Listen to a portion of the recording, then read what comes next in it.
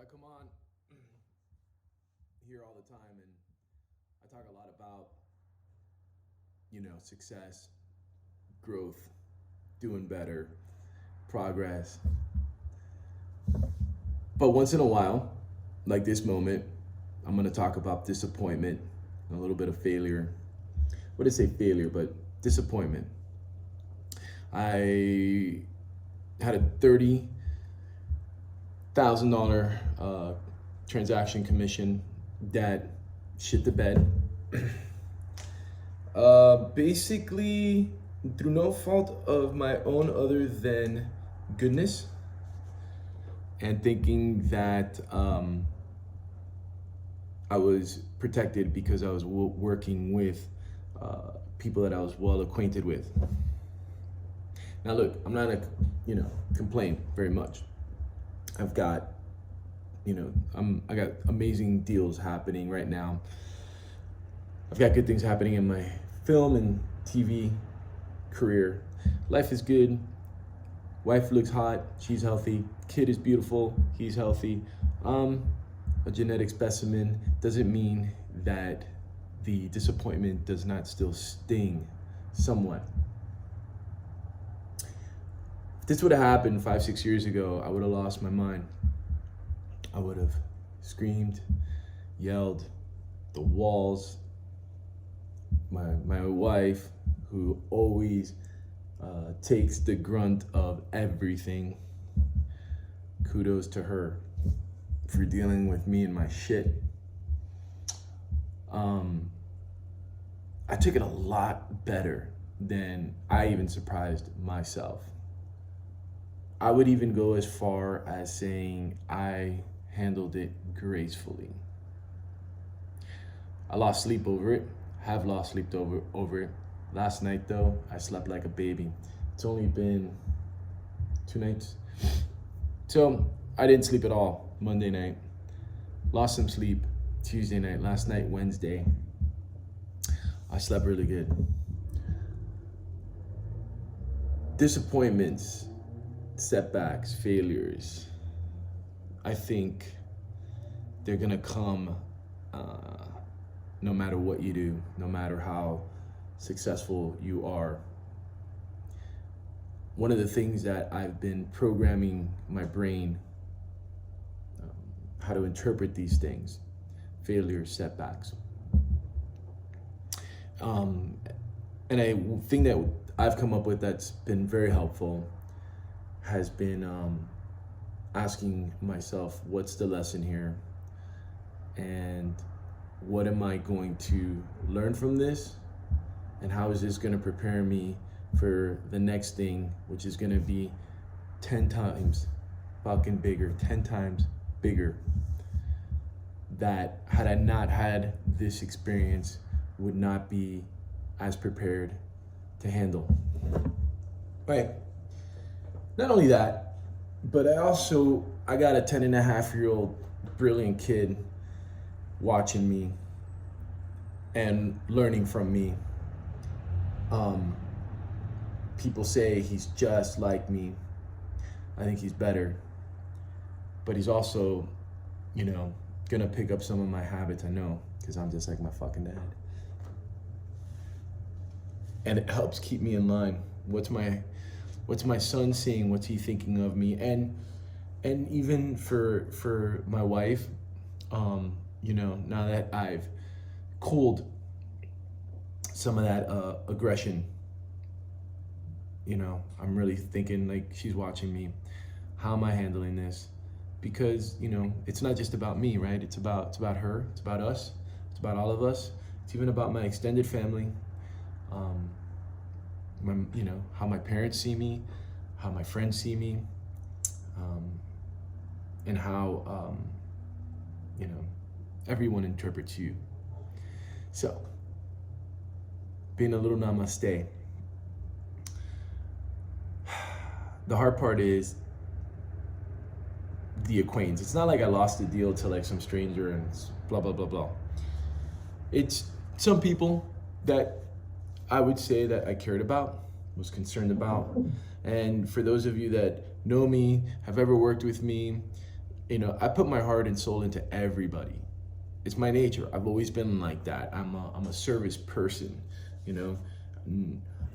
When I was a waiter, people sat in my section. They would wait in line for my tables to open up so they could sit with me. Because when you work with me, you get a fucking experience. You're not just coming in for dinner. You're coming in for dinner and a show. You know what I'm saying?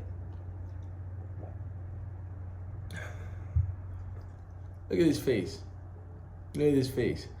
I'm a people person. I love people. I don't lie. Don't lie. I'm not afraid to ask questions. I'm not afraid to say I don't know. I'm afraid to say I'm not the right man for the job. You know how many people have offered me jobs? Friends offered me work, come work with me, and I'm like, you don't want me working for you. I do not work well with others or for others. How many realtor teams have contacted me and said, hey, come and work on my team? And I'm like, I love you, I respect you too much to come and work with you. I don't like to answer to too many people. I'll answer to God, I'll answer to my wife, my mom. We all have to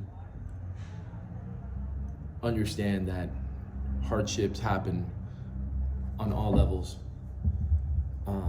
For me, the hardest of hardships has got to be people that are dealing with health complications, especially when they're dealing with children that are, have special needs or sickly or all of that.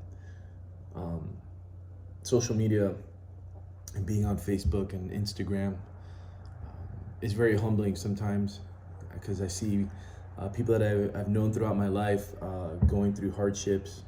My friend Desi and her son, you read a lot about losses. The other day was, my wedding anniversary. The next day was, Rebecca's mother's birthday. She's passed away almost 11 years ago now, and it was a hard day for her. I have both my parents. I have all my siblings. No one in my family has been super sick. My dad is battling cancer right now, but he's doing really, really well. And of course, my dad is 68. He's a little bit older, and at my age, I'm fortunate that I've had my own man in my life for this many years. My best friend, who is my brother, he's alive and well and healthy and kicking ass on the other side of the country.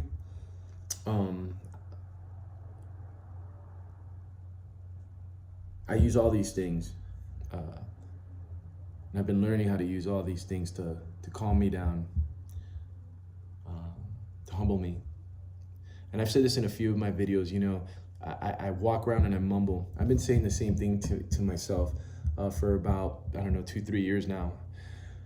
And no matter what your faith is or religion, I always say to myself, God is with me, God is helping me, God is guiding me. I can do all things through God who is strengthening me. That's a paraphrase of a Bible verse. I don't know what the Bible verse is. Why don't you guys let me know? I could Google it. I just never have. But I always say, what is God, when I'm this setback on Monday, when it happened, it's not even a fucking setback. It's an education for something bigger, right? That's my logic and reasoning. That's how I'm dealing with it, rationalizing it, processing it. What is God teaching me? What is God preparing me for? What did God want me to learn?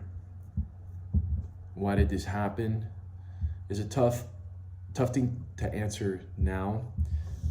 Sometimes these questions, you have to wait years and years and years for the opportunity to arise, for the situation to present itself, where you get to take the hardship of the lesson that you learned and be able to apply it, right?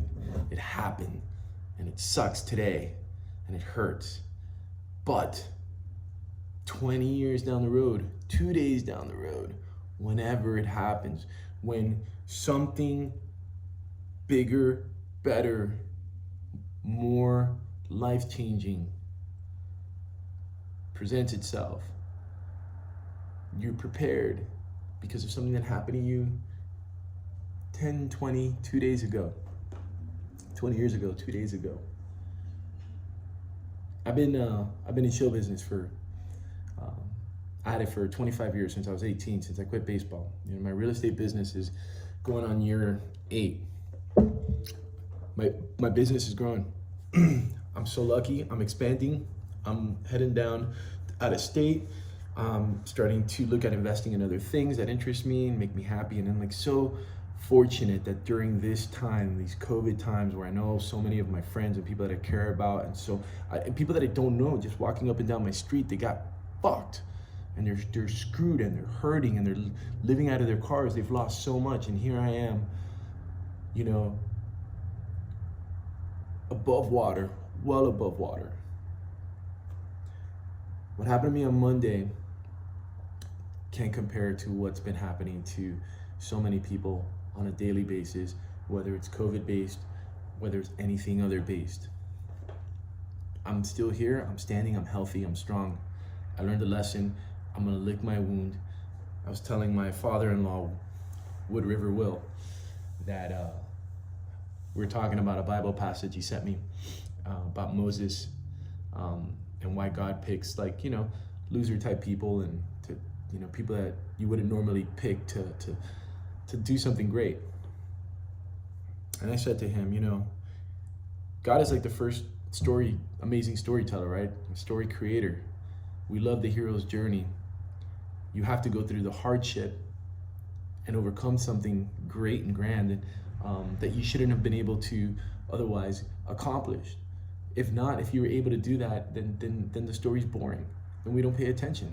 Of course that guy is rich as fuck because his daddy was rich as fuck. You know, are we gonna care about, you know, Jeff Bezos, you know, kids struggle to become a billionaire? Maybe not so much, you know, but Jeff Bezos' story, his particular story, you know, of coming out of South Florida, out of the Miami community, and building like this gigantic empire, no matter how you feel about him, it's still a worthwhile and interesting story. You have to go through the hardship, and when you go through the hardship, and this is what I said about, you know, you let yourself get broken down, you get humbled, you break down, things hurt, but if you allow God, you allow the universe to rebuild you, it's like a blowtorch that a welder uses, and when something is completely broken, right, pieces of steel, and you put them back together, and you weld it back together, the seam that the weld creates is much stronger than it was before. It'll never really break there ever again. It's stronger, it's callous, like when you break a bone. When something hits you hard, it breaks you a little bit, open yourself up to healing by asking yourself, what's the lesson here? What does God want me to learn? And what is better? What's coming that's better? That this it's gonna hit me here again, but this time this is gonna be made of iron, and this is gonna be welded and molded. The bone has just been bonded and calcified, and it ain't gonna break this time. Like, boom. Can't hurt me there, son. You can't do it. I'm feeling better already just talking to you guys. I'm so blessed just waking up this morning and being able to stand on my own 2 feet and know that I'm surrounded by love and goodness and opportunity. Really, I can't ask for more than that, than just an opportunity to get into the batter's box and be in the game and get another opportunity to swing away. One setback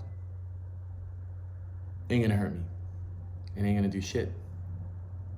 It's gonna teach me a bigger lesson. I've seen that pitch before. I'm gonna get back in that batter's box, and if that guy throws me that pitch again, bam, out of the park, baby. Who loves you, baby?